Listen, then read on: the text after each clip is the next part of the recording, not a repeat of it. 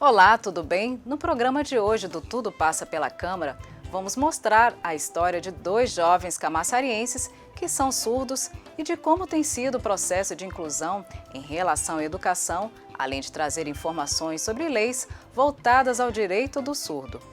Você confere também nesta edição, na área de serviços públicos, a tramitação de um projeto de lei que garante vagas exclusivas de estacionamento no município. A Câmara poderá ser modelo seguindo a proposta.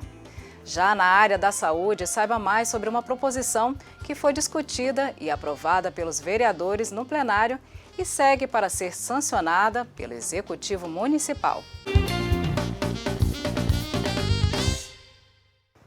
Após a aprovação pelos vereadores da Câmara de Camaçari, a Lei 1397 foi sancionada em 2015 pelo Executivo Municipal e ela garante o acesso das pessoas surdas ao Sistema Municipal de Educação.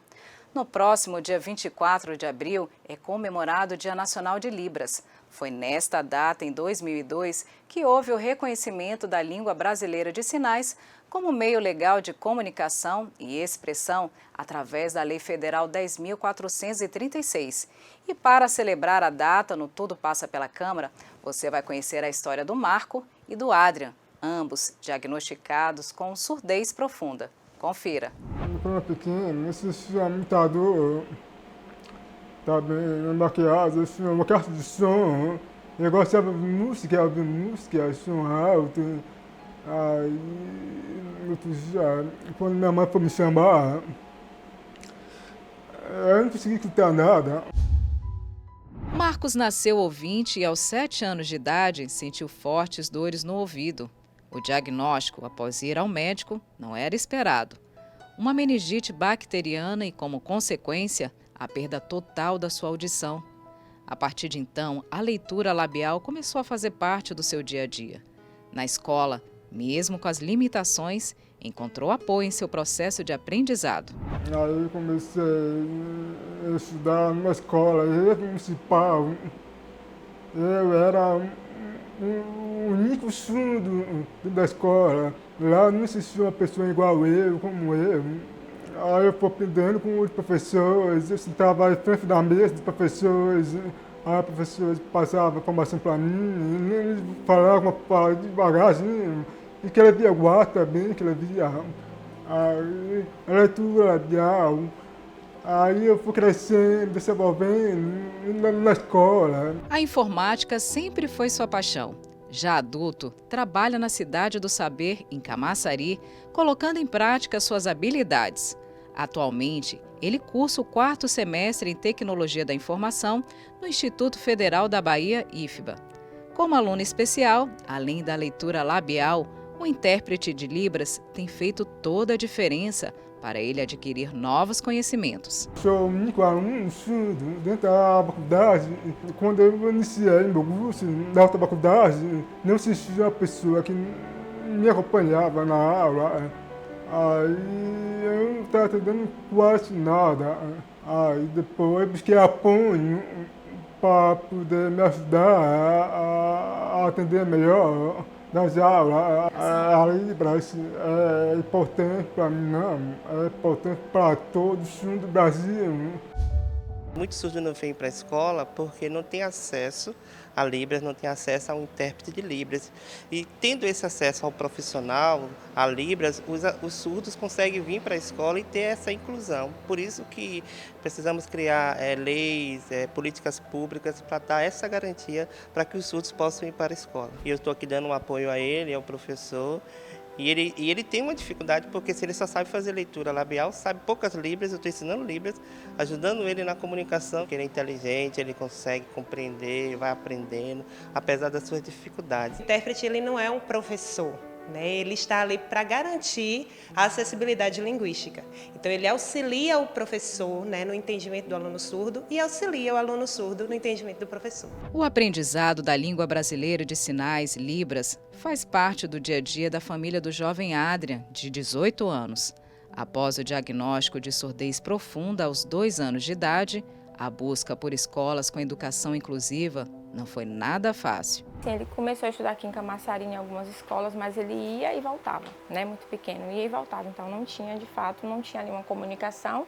Eu lembro que uma vez eu deixei ele numa escola, já tinham me falado de uma escola em Salvador, mas eu pensei, como é que eu vou todos os dias para Salvador? Como é que eu vou deixar minha filha pequena, né? Eu tinha na época uma lan house, era a forma que eu tinha de trabalhar ali também, não tinha como. Ele fazia, né, algumas atividades, eu estava sempre em função disso. E aí o pessoal me falava de uma escola em Salvador, mas eu não tinha como fazer essa logística. E aí um dia eu deixei ele na escola, uma escolinha aqui particular em Camaçari, deixei ele na porta, aí o pessoal estava fazendo uma oração. E aí ele fez assim, amém, né? Todo mundo fez amém, aí ele copiou só aquele momento. E naquele momento ele olhou para mim.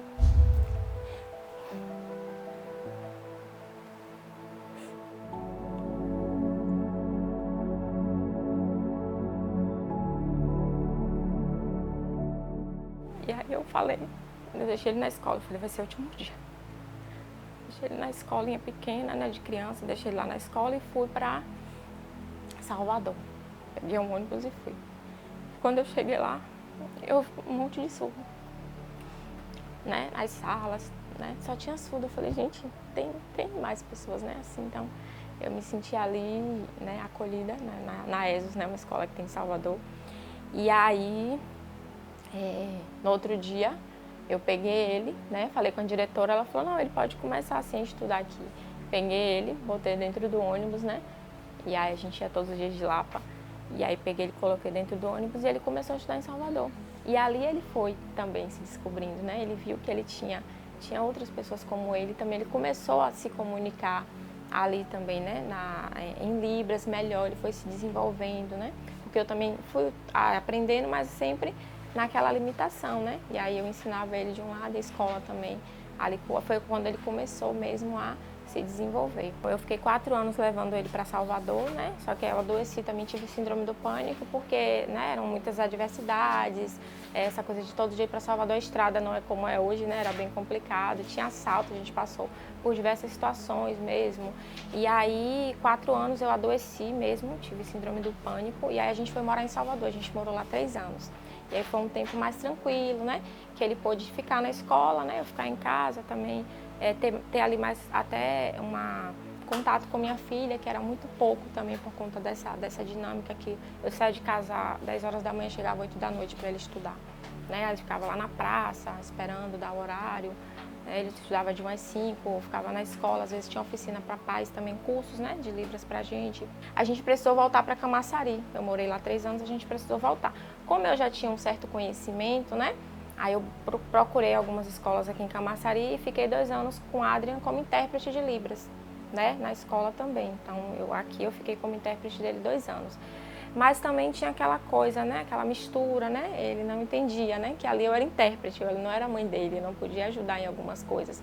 A escola também, ela precisa tomar para si, né, também essa responsabilidade, então era muito minha responsabilidade. Eu comecei a sentir de novo aqueles sintomas voltarem, né, da síndrome do pânico. Eu chegava na frente da escola, começava a me sentir mal, enjoo, eu falei, só que eu já tinha tido antes, eu falei, não, já deu pra mim, até aqui é o meu limite, né? Eu não sou Deus, eu só posso fazer aquilo que eu dou conta, porque não é só a escola, né? A gente tem uma rotina em casa, a gente tem que levar para médico, né? Então, toda essa gama de informação, né, que eu precisava passar para ele. Então, eu falei, eu vou ter que deixar algumas coisas para ser mãe, somente cuidar em casa, e aí realmente eu vou ter que fechar meus olhos para algumas coisas. E aí ele se formou, né, no 9º ano, e hoje, no 1º ano, ele está fazendo supletivo, né? A gente estuda em casa todos os dias, e aí quando é no dia da prova também, né, eu vou lá e eu sou intérprete dele também no dia da prova. Então o supletivo que é o ensino médio, né? Então ele foi para a escola até o 9º ano, porque a gente não encontra aqui escola, né, em Camaçari, a gente não encontra esse suporte aqui, né? Mesmo que você tenha até um valor, mesmo que você se disponha ali para pagar, né, você não encontra pessoas, você também não encontra profissionais para ensinar, né? Eu já busquei assim, para ensinar português como segunda língua, para ensinar até o próprio supletivo, né? Você não encontra profissionais, os profissionais que tem eles também já têm uma rotina, né? Uma vida mesmo de trabalho. E aí hoje eu ensino para ele o supletivo e aí para ele poder se formar e daí para frente, né? Adria reforça a importância do intérprete em sala de aula e já sabe o que vai ser e fazer após o término dos estudos.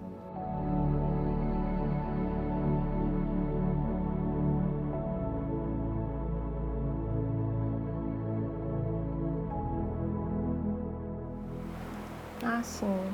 Na verdade, eu quero empreender, né? Eu tinha falado sobre abrir algo para mim mesmo, né? Teve até a ideia de plotagem, né? De copo, para assim, vender, né? Em alguns momentos. De temas, Flamengo, Bahia, né? Então, empreender. Mas eu quero ser prefeito também.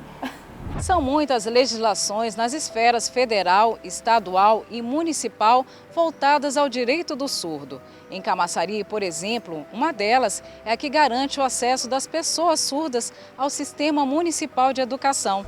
A Lei 1397 de 2015, antes mesmo de ser sancionada pelo Executivo, passou pelos trâmites legais de discussão e votação dos vereadores aqui na Câmara Legislativa. Entre as garantias proporcionadas pela lei estão a oferta do ensino de Libras e da língua portuguesa, desde a educação infantil como segunda língua para os alunos surdos, tradutor e intérprete de Libras e professor ou instrutor de Libras. Em Camaçari, na Bahia, o Centro de Referência à Inclusão Escolar atende, em média, 140 alunos da rede pública municipal com necessidades educacionais especiais. Um projeto piloto, Libras em Sala, criado há um ano, está em expansão no município. Eu inicio com o processo de busca ativa desse aluno, da matrícula, e aí depois a gente, com a dupla gestora, faz uma reunião com os pais desse diagnóstico inicial. A gente vai buscar reparar essas necessidades desse aluno, tanto de BPC, quanto de passe, quanto das outras situações, para que ele possa fazer um acompanhamento de turno oposto, tanto aqui no CRI, na sala de aquisição de língua de sinais, se ele não souber a língua de sinais, ou na sala multifuncional com português como segunda língua. Esse trabalho está ajudando a fortalecer até o vínculo familiar, porque a família falava, apontava, gesticulava e o aluno e o filho não entendia. Agora já se faz ser compreendido. Os esforços para obter mais inclusão são contínuos para quem faz parte, convive e acompanha de perto a comunidade surda. O Brasil está muito atrasado. Todo mundo deveria aprender Libras dentro da escola também, ouvir isso surdo, para comunicar com as pessoas surdas. No futuro, quem sabe, pode ter uma coisa melhor. Eu acho que a Libras ela tem que ser uma língua natural, ela já é uma língua natural do Brasil. Então a gente precisa ter mais, né? Ela assim, mais acessível, na verdade, para a comunidade ouvinte também. Para que eles possam tocar naquela língua, para que eles possam fazer experiências, né? Para que eles possam, de fato, naturalmente se comunicar com os surdos. Nós temos 10 mil surdos, mas a gente se pergunta onde é que estão eles, né? Eles não estão nas escolas, eles não estão... Onde é que estão esses surdos, né? A gente se pergunta porque a gente não vê o rosto deles, né, nos ambientes. Até porque uma criança surda, ela não sabe Libras, né? Um adulto surdo, eu já ensinei um adulto de 40 anos que não sabia Libras. Não sabia nada sobre a vida dele, né? Então, assim, realmente são ações, na verdade, simples, que precisam ser feitas, né? Para que essas pessoas, elas voltem a ter para que elas tenham uma dignidade, né? Que muitas vezes é omitida, né? Na área de serviços públicos, a Comissão de Constituição e Justiça aprovou um projeto de lei que garante vagas exclusivas para veículos que transportem gestantes, lactantes, além de crianças de colo e obesos. As vagas deverão estar próximas aos principais acessos de circulação de pedestres, com os veículos devidamente identificados em números equivalente a 2% do total oferecido. A proposta é de autoria do vereador Jamerson e, antes de ser discutida em plenário, precisa ser apreciada pela Comissão de Obras, Serviços Públicos e Desenvolvimento Urbano da Câmara. Para entender melhor a tramitação do projeto de lei, nós conversamos com o vereador, que explicou em detalhes a finalidade da proposição. Hoje, a lei já prevê estacionamento para idosos, assim também como deficientes, e aí a ideia é que seja estendido, além dos gestantes, também aquelas pessoas obesas, que têm muita dificuldade ao estacionar. Eu sou nutricionista, eu sei que essas pessoas, além de acarretar diversas patologias, elas têm dificuldades motoras, então faz necessário sim essa correção pelo município. O Camaçari passa a ser um exemplo para todo o Brasil. Se a sociedade tivesse tão educada, tão organizada, não precisaria uma lei para que as gestantes tivessem o direito a estacionar perto do local do seu desembarque, como em bancos, hospitais, estabelecimentos públicos e privados em gerais, né? Mercados, farmácias. Então a lei no município vem para isso, para fazer essa correção importante a essas pessoas. E eu tenho certeza que, além da Câmara, o Executivo, já tivemos uma conversa nesse sentido, o prefeito já garantiu que vai sancionar a lei, para que essas garantias a essas mulheres e essas pessoas com dificuldade motoras também sejam respeitadas. Agora, vereador, o exemplo tem que partir daqui também, da Casa Legislativa, né? Existe um estudo técnico também voltado aqui para a Câmara? Sim, já pedi, inclusive, através da minha assessoria, que encaminhasse a STT um pedido de estudo técnico, uma vez que lá é o órgão especializado, o órgão técnico, para que a gente possa aqui dar o exemplo, transformar a Câmara em um espaço, além de acessível, que garanta o direito dessas gestantes, desses idosos, com sinalização vertical e horizontal. Chegando aqui, vocês já podem ver que já há uma certa sinalização, que precisa ser, de fato, melhorada para os cadeirantes, para que as pessoas com deficiência em geral e as pessoas com algum tipo de dificuldade motor, a exemplo dos idosos, tenham o direito garantido. E aí o projeto traz aqui a iniciativa que a Câmara seja o primeiro espaço público da cidade a garantir o espaço para gestantes, crianças de colo e os obesos. A lei já garante que os idosos têm 5% das vagas ocupadas, as pessoas com deficiência 2%, e a lei aqui prevê 3% de vagas exclusivas para essas pessoas gestantes, né, crianças de colo e obesos. Então, tornaríamos esse espaço, além de mais democrático, um espaço de inclusão, que as pessoas venham a esta casa. Tramita na casa também um projeto de resolução nossa, que trata disso, que é transformar a casa em um espaço totalmente acessível. Com a reforma, já temos conversado com o nosso presidente Flávio Matos sobre o tema, provavelmente ainda esse ano, no final desse ano e no próximo ano, já teremos mudanças significativas aqui na casa, envolvendo a inclusão. Eu quero deixar a mensagem que as pessoas precisam ter mais empatia com a sociedade no geral, né? Com essas pessoas que têm um tipo de dificuldade. Imagine só, no século XXI nós temos que criar leis para que as pessoas respeitem as pessoas com dificuldade motora ou deficiência. Então, mais empatia, mais respeito, porque provavelmente terão ambientes em nossa cidade, ambientes fechados, que o poder público não tem acesso, que essas pessoas precisarão respeitá-las. Então, em ambientes familiares, em ambientes internos também, não só com a vaga de estacionamentos, mas em geral, respeitem essas pessoas com dificuldades, gestantes, idosos, pessoas com deficiência, porque você um dia pode ser uma dessas pessoas. No plenário, um projeto de lei foi discutido e aprovado por unanimidade pelo colegiado.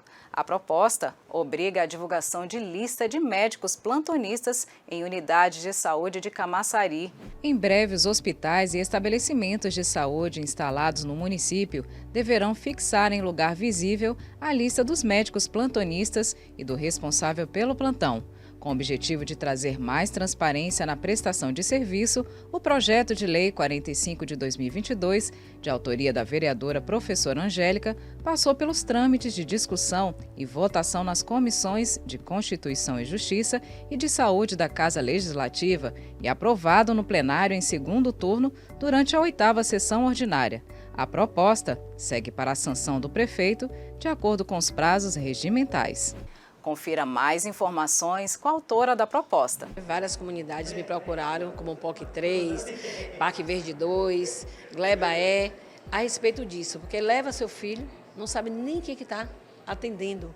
E também para ficar mais fácil, né, para os pais saberem quem são os plantonistas que estão ali. Muitos nem CRM têm, né? Em muitos municípios já ocorreu isso, então a gente tem que proteger o nosso município. Então a comunidade está aqui buscando sempre a casa e sempre está em comum acordo comigo e me passando as demandas. Então quero parabenizar a casa que apoiou, espero que o nosso prefeito realmente nos apoie e que isso realmente seja executado no nosso município. O Tudo Passa pela Câmara fica por aqui. Você quer acompanhar de perto o que acontece na Casa Legislativa? Então não deixe de assistir às sessões do plenário. Elas são transmitidas ao vivo pelo YouTube e também no canal 25.1 da TV Litorânea. Você pode também acompanhar o site da Câmara e as nossas redes sociais, como Facebook e Instagram. E é claro, está aqui com a gente no Tudo Passa pela Câmara e conferir os temas, destaques da semana. A gente se vê no próximo programa. Até mais!